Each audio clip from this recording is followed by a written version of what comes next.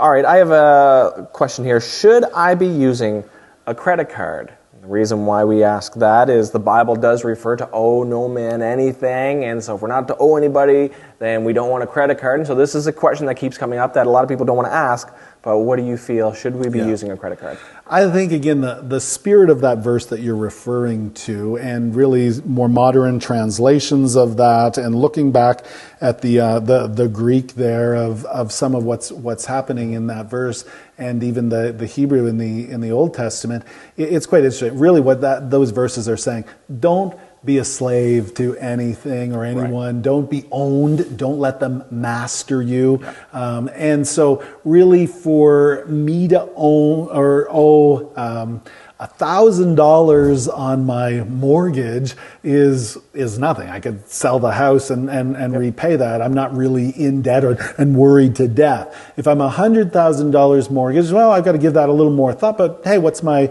house worth? If I'm $1 million mortgage and the house is worth $500,000 or $200,000, then I've got some other issues. But here's the deal with credit cards specifically. Yeah. This is probably a little controversial, but I think yes, you should be using a credit card. Now let me explain. Sure. I think you should be using a credit card if you can use it responsibly, if you can pay it off at the end of the month in full. For you to not be using a credit card means that you're paying more than you need to.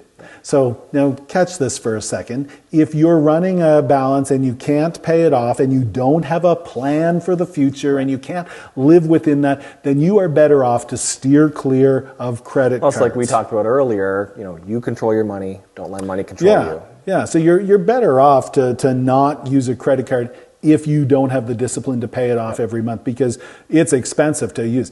But if you can pay it off every month, you're actually getting a discount. I mean, there are credit cards out there with all sorts of rewards. There's 3%, 4%, 5% cash back.